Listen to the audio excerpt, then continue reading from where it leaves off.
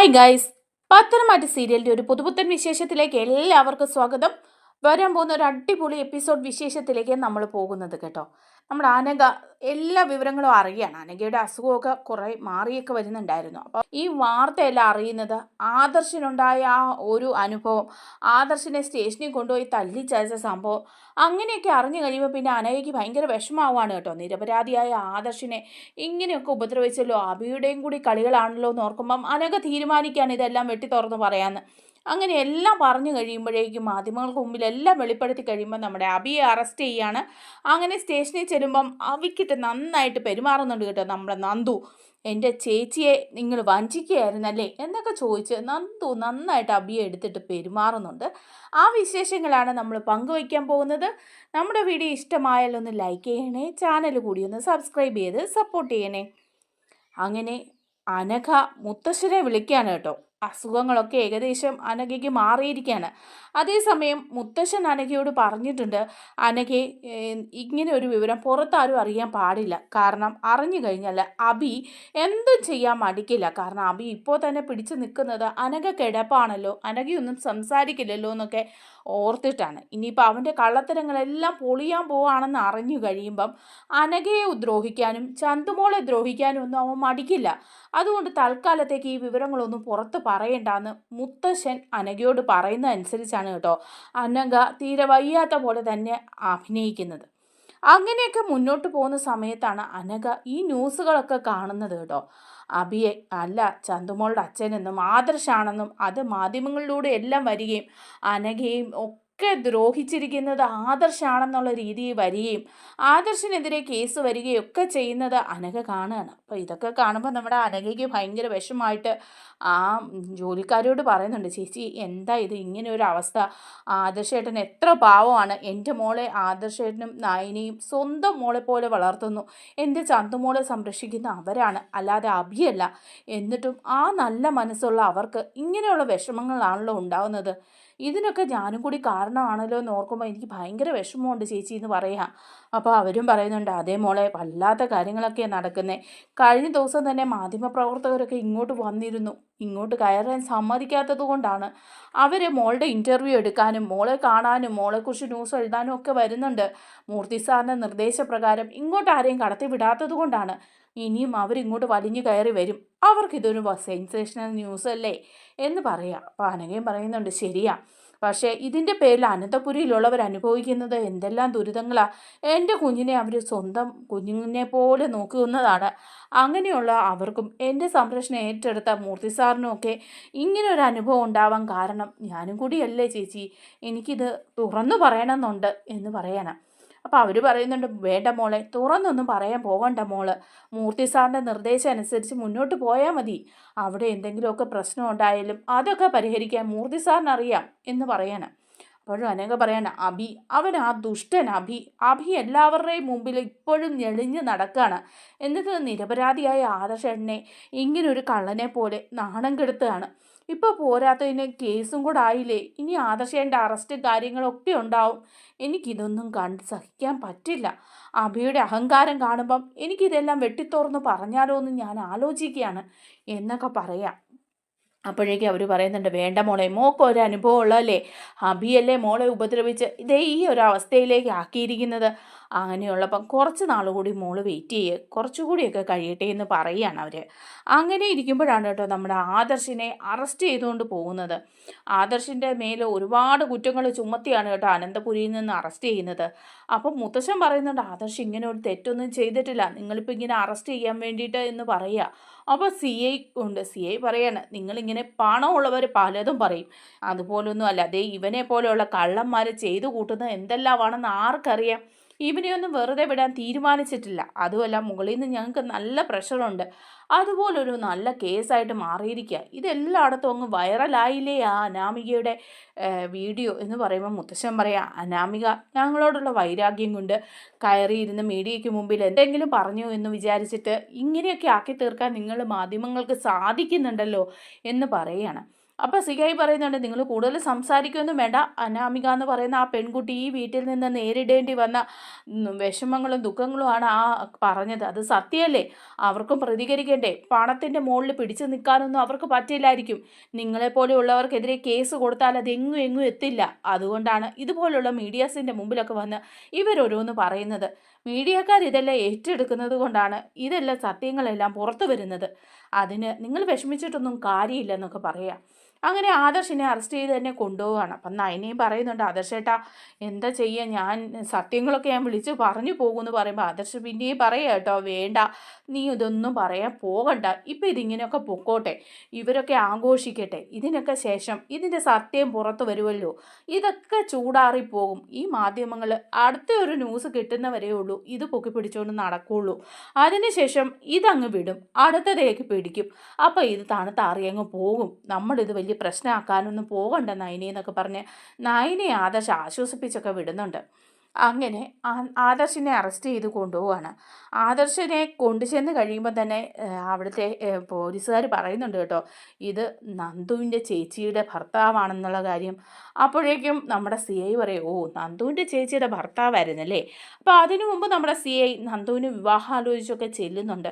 പക്ഷേ നന്ദു വിവാഹത്തിന് സമ്മതിക്കാതിരിക്കുകയും അനിയുമായിട്ടുള്ള ബന്ധത്തെക്കുറിച്ചിട്ടൊക്കെ CI അറിയുകയൊക്കെ ചെയ്യാണ്. CI പറയുന്നുണ്ട്, ഈ അനിയെന്ന് പറയുന്നവൻ അവനാണ് നന്ദുവിനെ ഇങ്ങനെ നശിപ്പിക്കുന്നത്. അവൻ ഒരു വിവാഹം കഴിച്ച് അനാമികയെ, ആ പെൺകുട്ടിയെ ഉപേക്ഷിച്ചിട്ട് നന്ദുവിൻ്റെ പുറകെ നടക്കുകയാണ്. അതുകൊണ്ടല്ലേ നന്ദു അനാമികയ്ക്ക് ഇങ്ങനെ ഒരു അപകടം സംഭവിച്ചത്. അതുകൊണ്ട് അവൻ്റെ ചേട്ടനാണല്ലേ, എങ്കിൽ പിന്നെ അനുഭവിക്കേണ്ടതൊക്കെ അനുഭവിക്കട്ടെ, അനിയന് കൊടുക്കേണ്ട 2 എണ്ണം ചേട്ടന് ഞാൻ കൊടുത്തോളാം എന്ന് പറയാണ്. അതുപോലെ തന്നെ മാമൻ പറഞ്ഞതനുസരിച്ച് ചെയ്തേക്കാം എന്നുള്ള രീതിയിൽ പറയുകയാണ് കേട്ടോ. നമ്മുടെ ഉപേന്ദ്രൻ പറഞ്ഞു കൊടുക്കുന്നുണ്ട് വേണുവിനും രേവതിക്കും അനാമികയ്ക്കും വേണ്ടിയിട്ട് ആദർശിനെ ഉപദ്രവിക്കണമെന്ന്. അങ്ങനെ ആ CI നന്നായിട്ട് ആദർശിനെ ഉപദ്രവിക്കുകയാണ് കേട്ടോ. നിന്നെപ്പോലെയുള്ള പേരും കള്ളന്മാരാണ് ഈ നാടിന് തന്നെ ആപത്താണ്. പണം കയ്യിലുള്ളത് കൊണ്ട് എന്തും ഏതും ചെയ്യാമെന്നും എല്ലാം വിലക്കെടുക്കാമെന്നും നിനക്കൊക്കെ ഒരു ധാരണയില്ലേ. അതുകൊണ്ടല്ലേ പാവ ഒരു പെൺകുട്ടിയെ ഈ അവസ്ഥയിലാക്കിയത്. അത് മരിക്കാതിരിക്കുന്നത് തന്നെ അതിൻ്റെ ഭാഗ്യം. ആ കുഞ്ഞിനെ ഇനി അനന്തപുരിയിലെ പേരിന് നിങ്ങൾ കൊണ്ട് നിർത്തിയിരിക്കുകയല്ലേ. ഈ ബഹളമൊക്കെ കഴിഞ്ഞ് കഴിയുമ്പം അതിനെ തെരുവിലേക്ക് നിങ്ങൾ ഇറക്കി വിടില്ലേ എന്നൊക്കെ ചോദിച്ച് കൊടുക്കുകയാണ് ആദർശനിട്ട്. അനാമിക പറഞ്ഞതനുസരിച്ചാണ് കേട്ടോ. ആദർശ് പാവം അടികൊണ്ട് അവശതയായി മാറുകയാണ്. അപ്പോൾ പിറ്റേ ദിവസം ജാമ്യം എടുക്കാനായിട്ട് നയനിയും അതുപോലെ മുത്തശ്ശനും ഒക്കെ എത്തുകയാണ് ലോക്കപ്പിൽ. എത്തുമ്പോഴേക്കും സ്റ്റേഷനിൽ വരുമ്പം അവിടെ ആദർശ് അവശനായിട്ടിരിക്കുന്നത് കണ്ട് നയന പൊട്ടിക്കരയുക. ആദർശേട്ടാ, ഇതെന്തു പറ്റി? ആദർശേട്ടനെ ആരാ ഈ അവസ്ഥയിലാക്കിയത്? ഇതിന് മാത്രം എന്ത് തെറ്റാ എൻ്റെ ആദർശേട്ടൻ ചെയ്തതെന്നൊക്കെ ചോദിക്കുക. അപ്പോൾ മുത്തശ്ശനും അങ്ങ് നല്ല ദേഷ്യം വന്നിട്ട് മുത്തശ്ശൻ CIയോട് ചോദിക്കുന്നുണ്ട്, നിങ്ങൾ എന്തിനാണ് ഇവനെ ഉപദ്രവിച്ചത്? ഇവനെ അങ്ങനെ ഉപദ്രവിക്കാൻ മാത്രം എന്തെങ്കിലും തെറ്റ് ചെയ്തോ? എന്തെങ്കിലും അവനിൽ നിന്ന് തെളിയിക്കാനുണ്ടായിരുന്നോ? അല്ലെങ്കിൽ നിങ്ങൾക്ക് അവനെ കീഴ്പ്പെടുത്തേണ്ട എന്തെങ്കിലും ആവശ്യമുണ്ടായിരുന്നോ എന്നൊക്കെ ചോദിക്കുമ്പോൾ അയാൾ പറയാം, നിങ്ങളെന്നെ ചോദ്യം ചെയ്യാനൊന്നും വരണ്ട. ഞാൻ ഇങ്ങനെയുള്ള ഭീഷണിക്കൊന്നും മുമ്പിൽ വഴങ്ങുന്ന ഒരാളൊന്നും അല്ല. ഈ CI സച്ചിദാനന്ദനെ അറിയാവുന്നവർക്കറിയാം എൻ്റെ സ്വഭാവം. ഇതിലും വലിയ കൊലകൊമ്പന്മാർ വന്ന് എൻ്റെ മുമ്പിൽ നിന്ന് വെല്ലുവിളിച്ചിട്ട് പോയിട്ടുള്ളതാ. എന്നിട്ട് ഞാൻ വക വച്ചിട്ടില്ല. പിന്നെയാ നിങ്ങളുടെ കയ്യിൽ പണം ഉണ്ടെങ്കിൽ ആ കയ്യിലിരിക്കുകയുള്ളൂ. ഇവൻ ചെയ്ത തെറ്റെന്താണെന്ന് ഇവന് മനസ്സിലാവണം. അതിനു വേണ്ടി ആ 2 എണ്ണം കൊടുത്തത്. ഇതെൻ്റെ ഒരു ശീലമാണ് എന്നൊക്കെ അങ്ങ് പറയാണ്. അപ്പം നയന പറയുന്നുണ്ട്, നിങ്ങളിത് ചെയ്തിട്ടുണ്ടെങ്കിൽ അതെന്തിൻ്റെ പേരിലായിരിക്കുമെന്ന് എനിക്ക് നന്നായിട്ടറിയാം. ആ അനാമിക അവൾ പറഞ്ഞതിൻ്റെ പേരിലല്ലേ നിങ്ങളിങ്ങനെയൊക്കെ ചെയ്തത് എന്ന് ചോദിക്കുക. അപ്പോൾ അയാൾ പറയുന്നുണ്ട്, അനാമികയോ? അവൾ എന്നോടൊന്നും പറഞ്ഞിട്ടൊന്നുമില്ല. അവൾ പറഞ്ഞതിൻ്റെ പേരിലൊന്നും അല്ല. ഇത് CI സച്ചിദാനന്ദൻ്റെ രൂപം ഇങ്ങനെയൊക്കെ തന്നെയാണ് എന്ന് പറയാം. അങ്ങനെ ആദർശിനെയും കൂട്ടി അവർ തിരിച്ചു പോവുകയാണ്. അപ്പോൾ ഈ ന്യൂസും മാധ്യമങ്ങളിലെല്ലാം വരികയാണ്. അങ്ങനെ നമ്മുടെ അനഘ ഇതും ഫോണിൽ കൂടി ഇങ്ങനെ കാണുകയാണ്. ദൈവമേ, ആദർശേട്ടൻ ഇങ്ങനെ ഒരു അവസ്ഥ വന്നല്ലോ, എന്താ ചെയ്യുക? അയാളെ ഇങ്ങനെ രക്ഷിക്കാതിരുന്നിട്ട് കാര്യമില്ല. മാധ്യമങ്ങളും പോലീസും എല്ലാം വളഞ്ഞിട്ട് ആക്രമിക്കുകയാണ്. അവിടെ ഈ തെറ്റുകളൊക്കെ ചെയ്തവൻ സന്തോഷത്തോടെ സുഖമായിട്ട് അഹങ്കരിച്ച് ജീവിക്കുന്നു. അതെനിക്ക് സഹിക്കാൻ പറ്റില്ലെന്ന് പറയുക. എന്നിട്ട് മുത്തശ്ശനെ വിളിക്കുകയാണ് അനഘ. എന്നിട്ട് പറയുന്നുണ്ട്, മൂർത്തി സാറേ, എനിക്കൊരു കാര്യം പറയാനുണ്ട്. ഇത്രയും നാളും സാറ് പറഞ്ഞതനുസരിച്ച് ഞാനൊരു രോഗിയായിട്ട് അഭിനയിച്ചുകൊണ്ടിരിക്കുകയായിരുന്നു കുറേ നാളുകളായിട്ട്. പക്ഷേ ഇപ്പോൾ ഈ നടന്നുകൊണ്ടിരിക്കുന്ന കാര്യങ്ങളൊക്കെ കണ്ടിട്ട് എനിക്ക് അങ്ങനെ നിൽക്കാൻ പറ്റുന്നില്ല. എനിക്ക് വന്നിട്ട് സത്യം തുറന്നു പറയണം. ആദർശേട്ടനെ അങ്ങനെ കരുവാക്കാൻ പറ്റില്ല. എന്നിട്ട് അബിയുടെ അഹങ്കാരമാണ് അവിടെ കൂടിക്കൊണ്ടിരിക്കുന്നത്. അവൻ അങ്ങനെ അഹങ്കാരിയായിട്ട് മുന്നോട്ട് പോയിട്ട് കാര്യമൊന്നുമില്ല. എല്ലാവരും അറിയണം ഈ തെറ്റ് ചെയ്തത് ആരാണെന്നുള്ളത്. വെറുതെ ഒരു നിരപരാധിയെ കുറ്റപ്പെടുത്തി അയാളെ സമൂഹത്തിന് മുമ്പിൽ വലിച്ചു കീറാൻ ഇട്ട് കൊടുത്തിട്ട് എനിക്കിങ്ങനെ ഇരിക്കാൻ പറ്റില്ല എന്ന് പറയാണ് കേട്ടോ. അപ്പം മുത്തശ്ശൻ പറയുന്നുണ്ട്, വേണ്ട മോളെ അനഘയെ, അതൊന്നും ഇപ്പോൾ പറയണ്ടെന്ന് പറയാം. ഇല്ല, അത് സംഭവിക്കും എന്ന് പറയാണ്. അങ്ങനെ അനഘ പിറ്റേ ദിവസം തന്നെ ആ തീരുമാനം എടുക്കുകയാണ് കേട്ടോ. എങ്ങനെയായാലും ആദർശിൻ്റെ നിരപരാധിത്വം തെളിയിക്കണം, അഭിയുടെ കള്ളത്തരം വെളിപ്പെടുത്തണം, മാധ്യമങ്ങൾക്ക് മുമ്പിൽ നേരിട്ട് ചെന്ന് ഇങ്ങനെ ഒരു കാര്യം പറയുകയാണെന്നുണ്ടെങ്കിൽ അതിന് വ്യക്തത വരും, എന്താണ് സംഭവിച്ചതെന്നുള്ള കാര്യത്തിൽ ഒരു വ്യക്തത വരും. ആദർശേട്ടനെ ഇനിയും കുറ്റപ്പെടുത്താൻ പറ്റില്ല, കാരണം എൻ്റെ കുഞ്ഞിനെ സ്വന്തം കുഞ്ഞിനെ പോലെ നോക്കുന്നവരാണ് അവരെ ഇനിയും കുറ്റപ്പെടുത്താൻ പറ്റില്ലെന്നൊക്കെ വിചാരിക്കുകയാണ്. അങ്ങനെ അനഘ രാവിലെ തന്നെ മാധ്യമങ്ങളെയൊക്കെ വിളിക്കുന്നുണ്ട് കേട്ടോ. വിളിച്ചിട്ട് പറയുന്നുണ്ട്, എനിക്ക് കുറച്ച് കാര്യങ്ങൾ സംസാരിക്കാനുണ്ട്, ഞാൻ അനഘയാണെന്ന് പറയാം. അപ്പോൾ അവരൊക്കെ ചോദിക്കുന്നുണ്ട്, നിങ്ങൾക്കിപ്പോൾ സംസാരിക്കാൻ പറ്റുമോ എന്ന് ചോദിക്കുക. അപ്പോൾ പറയുന്നുണ്ട്, പറ്റും, ഞാൻ എല്ലാ കാര്യങ്ങളും വെളിപ്പെടുത്താമെന്ന് പറയാണ്. ഇപ്പം നിങ്ങൾ ഉപദ്രവിച്ചുകൊണ്ടിരിക്കുന്ന ആദർശ തെറ്റുകാരനല്ല, ആദർശ് ഒരു തെറ്റും ചെയ്തിട്ടില്ല.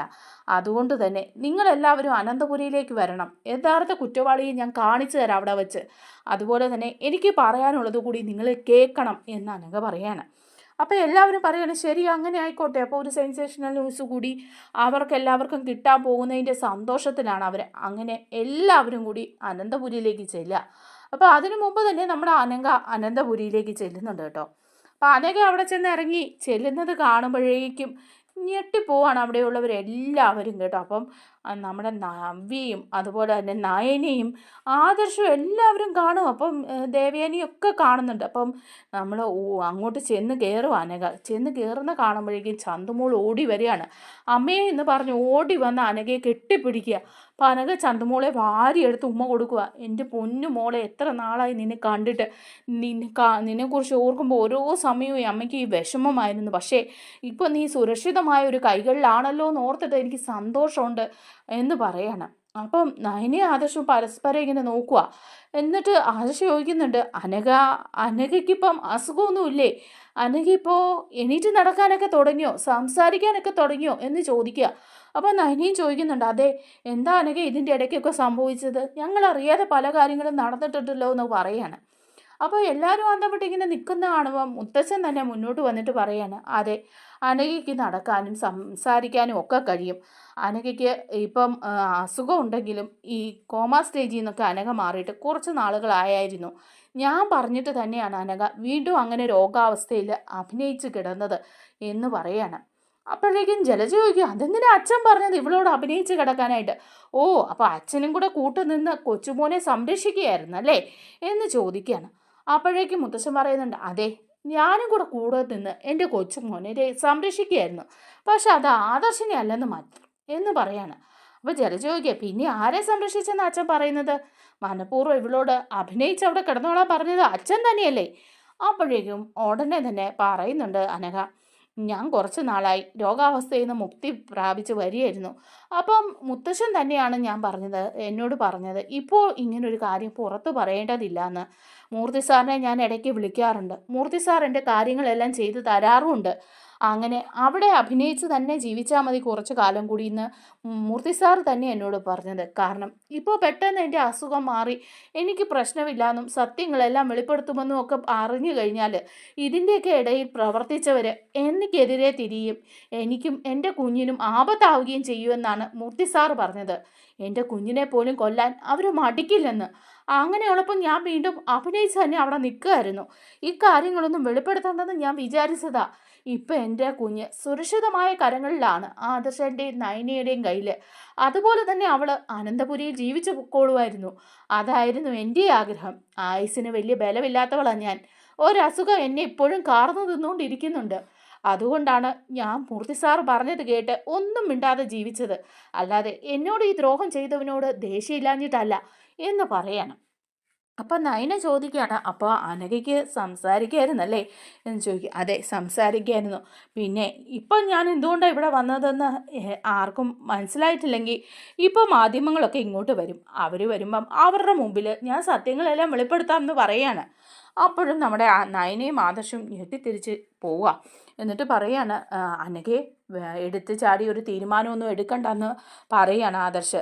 എനിക്കിപ്പം ഇതൊന്നും ഒരു പ്രശ്നമല്ല, ഞാൻ ഇതൊക്കെ അംഗീകരിക്കാൻ പഠിച്ചു, ഇതൊക്കെ കുറച്ച് കഴിയുമ്പോൾ അങ്ങ് മാറിപ്പോവും, അല്ലാതെ ഇതിനൊന്നും വലിയ പ്രശ്നങ്ങളൊന്നും ഇല്ല എന്ന് പറയാണ്. അപ്പോൾ അനഘ പറയുന്നുണ്ട്, ഏയ് അതൊന്നുമല്ല, സത്യം എന്നായാലും വെളിപ്പെടണം. ആദർശേട്ടനെ ഇട്ട് ക്രൂശിക്കുന്നത് കണ്ടിട്ട് എനിക്ക് സഹിക്കാൻ പറ്റിയില്ല. അതുകൊണ്ട് തന്നെയാണ് ഞാൻ ഇങ്ങനെ ഒരു തീരുമാനം എടുത്തത്. പല പ്രാവശ്യം ആലോചിച്ചതിന് ശേഷം തന്നെയാണ്. ഞാൻ കാരണം ഒരു മനുഷ്യൻ ഇങ്ങനെ സമൂഹത്തിൻ്റെ മുമ്പിൽ വില കെട്ട് പോകരുത്. അത് നല്ല മനസ്സുള്ള ഒരു മനുഷ്യൻ. അതേസമയം ദുഷ്ടതയും ക്രൂരതയൊക്കെ ചെയ്തവർ ഇവിടെ സന്തോഷിക്കുന്നുണ്ടല്ലോ. അവർ അങ്ങനെ സന്തോഷിച്ചിട്ട് കാര്യമില്ലല്ലോ. സത്യം എന്നായാലും പുറത്തു വരണ്ടേ? അതെൻ്റെ നാവിൽ നിന്ന് വരുന്നതായിരിക്കും നല്ലതെന്ന് എനിക്ക് തോന്നി. മറ്റാരേക്കാളും ഇതെല്ലാം പറയാനും വിളിച്ചു പറയാനും ഒക്കെ യോഗ്യതയുള്ളത് എനിക്ക് തന്നെയാണ് എന്ന് പറയാണ്. എന്നിട്ട് അനഘ ഇങ്ങനെ അവിടെ എല്ലാം നോക്കുന്നുണ്ട് കേട്ടോ നമ്മുടെ അഭിയെ. ആ സമയത്താണ് ഇവിടെ ആളും ബഹളമൊക്കെ കണ്ടിട്ട് അഭി സ്റ്റെപ്പ് ഇറങ്ങി ഇങ്ങ് വരിക. വരുമ്പം കാണുന്നത് അനഘ നിൽക്കുന്നതാണ് കേട്ടോ. അപ്പോൾ അന്തം വിട്ട് അഭി അവിടെ അങ്ങ് നിന്ന് പോവാണ്. ബാക്കി എല്ലാവരും തന്നെ ഹോളിലുണ്ട്. അഭി പെട്ടെന്ന് തിരിച്ച് കയറി പോവാ കേട്ടോ. തിരിച്ച് കയറിപ്പോയി മുകളിൽ ചെന്ന് നിന്നിട്ട് പറയും, ദൈവമേ, ഇവളെന്തിനാ ഇങ്ങോട്ട് വന്നത്? ഇവൾക്ക് അസുഖമൊന്നും ഇല്ലായിരുന്നു, ഇവൾക്ക് എണീറ്റ് നടക്കാൻ പറ്റുമോ? അപ്പോൾ ഇത്രയും നാൾ ഇവൾ അഭിനയിക്കുമായിരുന്നോ? ദൈവമേ, എല്ലാം തീർന്നല്ലോ. ഇവൾ ഇനി സത്യങ്ങളെല്ലാം വിളിച്ച് പറയുമല്ലോ. ഇപ്പം തന്നെ എല്ലാവരും അറിഞ്ഞിട്ടുണ്ടാവും. ഇനി ആ മീഡിയാസും കൂടെ വന്നാൽ മതി. ഇതെല്ലാം അറിഞ്ഞു കഴിഞ്ഞാൽ പിന്നെ എന്തായിരിക്കും എൻ്റെ ഒരു അവസ്ഥ? ആദർശിൻ്റെ അനുഭവം എനിക്കുണ്ടാവും. എൻ്റെ നേരെ എല്ലാവരും തിരിയും. ഞാൻ എല്ലാം മറച്ചു വെച്ചെന്നുള്ള കാരണം കൊണ്ട് എന്നെ ഇരട്ടി കുറ്റപ്പെടുത്തുമെല്ലാവരും. ഈ വീട്ടിൽ നിന്ന് മുത്തച്ഛൻ എന്നെ ഇറക്കി വിടും. അതുപോലെ തന്നെ ആ മാധ്യമങ്ങളുടെ മുമ്പിൽ എന്നെ വലിച്ചു കീറും. പിന്നെ സമൂഹത്തിൽ ഇറങ്ങി നടക്കാൻ എനിക്ക് പറ്റില്ല. അത് തന്നെയല്ല, അറസ്റ്റ്, ലോക്കപ്പ്. ദൈവമേ, ഇനി ഞാൻ ജയിലിൽ കിടന്ന് എൻ്റെ ജീവിതം തീരുമല്ലോ. ഇവൾ എങ്ങനെ ഇവിടെ വന്നു? എന്താ ഇതിൻ്റെ ഇടയ്ക്കൊക്കെ സംഭവിച്ചത്? എന്ത് മാജിക ഇവിടെ സംഭവിച്ചുകൊണ്ടിരിക്കുന്നത് എന്നൊക്കെ അബി ഇങ്ങനെ ചിന്തിച്ച് മുകളിൽ തന്നെ നിൽക്കുക, പേടിച്ച് വിറച്ച് കേട്ടോ. അപ്പോഴാണ് നമ്മുടെ മീഡിയാസ് എല്ലാം ഇങ്ങനെ വന്നുകൊണ്ടിരിക്കുകയാണ്. അപ്പം മീഡിയാസ് എല്ലാം വന്നു കഴിയുമ്പോൾ നമ്മുടെ അനഘ പറയുന്നുണ്ട്, ഞാൻ പറയാനുള്ള കാര്യങ്ങളെല്ലാം നിങ്ങളോട് തുറന്നു പറയാം. ഇത്രയൊക്കെ ചെയ്ത് ഈ കാര്യം ഇവിടം വരെ എത്തിച്ചത് നിങ്ങളൊക്കെയല്ലേ? അനാമികയുടെ വാക്ക് കേട്ട് നിങ്ങൾ ഈ ചെയ്തത് സത്യമാണെന്ന് നിങ്ങൾക്ക് തോന്നുന്നുണ്ടോ? എന്തെങ്കിലും ഒരു എണ്ണത്തിൻ്റെ പുറകെ ഇറങ്ങിത്തിരിക്കുന്നതിന് മുമ്പ് നിങ്ങൾ അതിൻ്റെ അകത്ത് എന്തെങ്കിലും സത്യമുണ്ടോ എന്നൊന്ന് അന്വേഷിക്കണം. ഇല്ലെങ്കിൽ നിരപരാധികളായ ഒരുപാട് മനുഷ്യരാണ് സമൂഹത്തിൻ്റെ മുമ്പിൽ നാണം കെടുന്നത്. പിന്നെ ഒരിക്കലും അവർക്ക് അവരുടെ ജീവിതത്തിലോട്ട് പോലും തിരിച്ചു വരാൻ പറ്റാത്ത വിധം നാണം കെടുന്നത്. അതിനൊക്കെ ഒരു തടയിടാൻ നിങ്ങൾ മാധ്യമങ്ങൾ തന്നെ ശ്രമിക്കണം. നിങ്ങൾക്കൊരു ന്യൂസ് കിട്ടുമ്പം അത് സെൻസേഷണൽ ആണോ എന്ന് മാത്രം നോക്കാതെ അതിലെന്തെങ്കിലും സത്യമുണ്ടോ എന്ന് കൂടി നോക്കണം. കുറച്ചെങ്കിലും വസ്തുതാപരമായതേ ഇങ്ങനെയൊന്ന് സംരക്ഷണം ചെയ്യാവുള്ളൂ എന്നൊക്കെ പറഞ്ഞിട്ട് അനഘ പറയാണ്, നിങ്ങളിപ്പോൾ പറഞ്ഞിരിക്കുന്നത് പോലെയല്ല കാര്യങ്ങൾ. ആദർശേട്ടനല്ല എൻ്റെ മോള് ചന്തുമോളുടെ അച്ഛൻ ആദർശേട്ടനല്ല. ഇനിയിപ്പോൾ ആരും പറയേണ്ട ആവശ്യമില്ലല്ലോ. ഒന്നിൻ്റെ ടെസ്റ്റിൻ്റെ റിസൾട്ടിൻ്റെ ആവശ്യവും ഇല്ലല്ലോ. ആദർശേട്ടനല്ല കുഞ്ഞിൻ്റെ അച്ഛൻ എന്ന് പറയുമ്പോൾ അവർ ചോദിക്കുക, അങ്ങനെ വെറുതെ വന്നിരുന്ന് പറഞ്ഞാലോ? ഇതിപ്പോൾ ആദർശയെ സ്വാധീനിച്ച് കൊണ്ടുവന്നതാണോ? അല്ലെങ്കിൽ ഇത്രയും നാളും അസുഖമായിരുന്ന അനഘ എങ്ങനെ ഇവിടെ തിരിച്ചെത്തും? അപ്പം അനഘ പറയാണ്, എനിക്ക് അസുഖം മാറിയിട്ടും എൻ്റെ ജീവനെ പേടിച്ച് ഞാനത് പുറത്ത് പറയാതിരുന്നതാ. ഇനി ഒരു കാര്യം കൂടി നിങ്ങൾ അറിഞ്ഞോ? എൻ്റെ കുഞ്ഞിൻ്റെ അച്ഛൻ ആരാണെന്ന് കൂടി അറിയുമ്പം നിങ്ങൾ ആദർശേട്ടനെ കുറ്റപ്പെടുത്തുന്നത് നിർത്തും. പിന്നെ തെളിവ് ആദർശേട്ടൻ്റെയും നയനയുടെയും കയ്യിൽ തന്നെയുണ്ട്. അവർ മറ്റൊരു കുടുംബം തകരണ്ടല്ലോ, മറ്റൊരു വ്യക്തിയുടെ ജീവിതം നാറണ്ടല്ലോ എന്നൊക്കെ ഓർത്തിട്ട് ക്ഷമിച്ചിരുന്നതാ. അതിനവരെ ഇനിയും ക്രൂശിക്കാൻ പാടില്ല എന്ന് പറയാണ്. എന്നിട്ട് അനഘ വിളിച്ചു പറയുന്നുണ്ട്, എൻ്റെ കുഞ്ഞിൻ്റെ അച്ഛൻ ഈ വീട്ടിലെ കുശുമോനായ അഭിയാണ്. അവനാണ് എന്നെ ചതിച്ചത്. അവൻ എന്നെ ദ്രോഹിച്ചതിന് കയ്യും കണക്കും ഇല്ല. അവസാനം അസുഖം ബാധിച്ച് ഞാൻ അവൻ്റെ കാല് പിടിച്ചു, എൻ്റെ കുഞ്ഞിനെ അവനൊന്ന് ഏറ്റെടുക്കണമെന്ന്. ഞാൻ മരണത്തോട് മല്ലടിക്കുകയാണെന്ന്. പക്ഷേ അവനതിന് തയ്യാറായില്ല. അതിനു പകരം അവൻ്റെ തെറ്റുകൾ മറയ്ക്കാൻ വേണ്ടി അവൻ എന്നെ കൊല്ലാൻ ശ്രമിച്ചു. അല്ല, കൊന്നെന്ന് തന്നെ പറയാം. മരണത്തിലേക്ക് പോയ ഞാൻ വീണ്ടും തിരിച്ചു വരികയായിരുന്നു. എനിക്ക് ഈ ഒരു അവസ്ഥ, കോമാ സ്റ്റേജ് ഉണ്ടാവാൻ കാരണം ഇവനാണ്, അല്ലാതെ എൻ്റെ രോഗാവസ്ഥയല്ല. ഇവൻ എന്നെ കൊല്ലാൻ ശ്രമിച്ചപ്പോൾ സംഭവിച്ച ഒരു പിഴവ് കൊണ്ടാണ് ഞാനൊരു അവസ്ഥയിലായി പോയത്. ഇപ്പോൾ മൂർത്തി സാറിൻ്റെ കൃത്യമായ ചികിത്സകൾ തരാൻ തുടങ്ങിയപ്പോഴാണ് ഞാൻ ആ അവസ്ഥയിൽ നിന്ന് റിക്കവറായി വന്നത്. എന്നാലും എൻ്റെ ആയുസ്സിന് ഒരു ബലവും ഇല്ല. എപ്പോൾ വേണേലും എനിക്ക് മരണം സംഭവിക്കാം. അതുപോലൊരു അസുഖം എന്നെ കാർന്നു തിന്നുകൊണ്ടിരിക്കുകയാണ്. ഇപ്പോഴും എൻ്റെ കുഞ്ഞിനെ സ്വന്തം കുഞ്ഞിനെ പോലെ സ്നേഹിച്ച് ജീവിക്കുന്നവരാണ് ആദർശും നയനയും. പക്ഷേ അവൻ സ്വന്തം കുഞ്ഞിനെ ഇപ്പോഴും മറ്റൊരുത്തൻ്റെ തലയിൽ കെട്ടിവെക്കാൻ ശ്രമിക്കുകയാണ്. ഒന്ന് സ്നേഹിക്കുകയോ മോളെ നിന്നൊന്ന് വിളിക്കുകയോ പോലും ചെയ്യാതെ മറ്റൊരാളുടെ കുഞ്ഞാണെന്ന് പറഞ്ഞ് തള്ളിക്കളയാണ്. അവൻ്റെ ഭാരം ഏറ്റെടുത്ത ആദർശേട്ടനെ വീണ്ടും പഴി ചാരി നാട്ടുകാരുടെ മുമ്പിലേക്ക് ഇട്ടുകൊടുക്കുകയാണ്. അങ്ങനെ ചെയ്യുന്ന ഒരു ദുഷ്ട മനസ്സുള്ളവനാണ് ഈ അഭി. അവന് എതിരെ സത്യം ഞാൻ തുറന്ന് പറഞ്ഞില്ലെങ്കിൽ പിന്നെ ഞാൻ മനുഷ്യനല്ലാതാവും.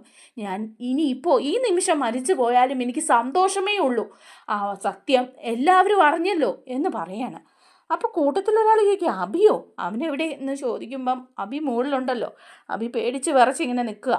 അപ്പോഴേക്കും സത്യങ്ങൾ മുത്തശ്ശനും പറയുകയാണ്. അത് കഴിയുമ്പോൾ പറയുന്നുണ്ട്, ഇതിനൊക്കെ എന്താ തെളിവെന്ന് ചോദിക്കുമ്പം നയന ആ DNA ടെസ്റ്റിൻ്റെ റിസൾട്ട് എടുത്തുകൊണ്ട് വരിക. എന്നിട്ട് കാണിക്കുന്നുണ്ട്, ദേ ഇതാ തെളിവ്, ഇത് ഞങ്ങൾക്ക് കിട്ടിയതാ. പക്ഷേ ഇത് വെറുതെ നിങ്ങളുടെ മുമ്പിൽ എടുത്ത് കാണിച്ചാൽ നിങ്ങളെല്ലാവരും പറയും അത് ഞങ്ങൾ സൃഷ്ടിച്ചെടുത്തതാണെന്ന്. ഞങ്ങൾ കൃത്രിമമായി സൃഷ്ടിച്ചതാണെന്ന് പറയുന്നത് കൊണ്ട് മാത്രമാണ് ഞാനത് ഇതുവരെ കാണിക്കാതിരുന്നത്. ആദർശേട്ടൻ തെറ്റുകാരനല്ല. ഇപ്പം അദ്ദേഹത്തിന് സഹിക്കേണ്ടി വന്ന ഈ തെറ്റുകൾക്കൊക്കെ നിങ്ങൾ തന്നെ മാപ്പ് പറയേണ്ടി വരും എന്നൊക്കെ നയന പറയാം.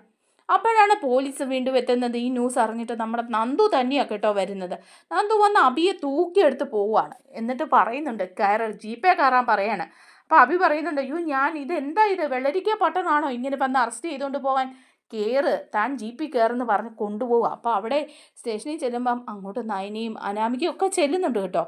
അനാമികയ്ക്ക് ഇതൊരു ഞെട്ടലാവുകയാണ് സത്യം വെളിയിൽ വന്നു കഴിയുമ്പം. അങ്ങനെ അബിയുടെ കുത്തിന് പിടിക്കുക. എന്നിട്ട് ചോദിക്കുന്നുണ്ട്, എടാ ദുഷ്ട, നീ എൻ്റെ ചേച്ചിയെ വഞ്ചിക്കുകയായിരുന്നല്ലേ, എൻ്റെ നവ്യേച്ചിയെ വഞ്ചിച്ചു. അത് പോരാഞ്ഞിട്ട് ആദർശേട്ടനെ കുടുക്കി നയനേച്ചിയെ കണ്ണീര് കുടിപ്പിച്ചില്ലേ, എന്നിട്ട് മനസ്സിലായില്ലേ നിനക്ക്, മതിയായില്ലേ ദുഷ്ട, നീ ഇനി അകത്ത് കടന്ന് അഴിയെണ്ണണം, അതുപോലുള്ള ദുഷ്ടത്തരമാണ് നീ ചെയ്തു കൂട്ടിയിരിക്കുന്നത് എന്നൊക്കെ നന്ദു പറഞ്ഞ് കുത്തിന് പിടിച്ച് ലോക്കപ്പിലേക്ക് ഇടുകയാണ് നമ്മുടെ അബിയെ. നമ്മുടെ വീഡിയോ ഇഷ്ടമായാൽ ഒന്ന് ലൈക്ക് ചെയ്യണേ, ചാനൽ കൂടി ഒന്ന് സബ്സ്ക്രൈബ് ചെയ്ത് സപ്പോർട്ട് ചെയ്യണേ. താങ്ക്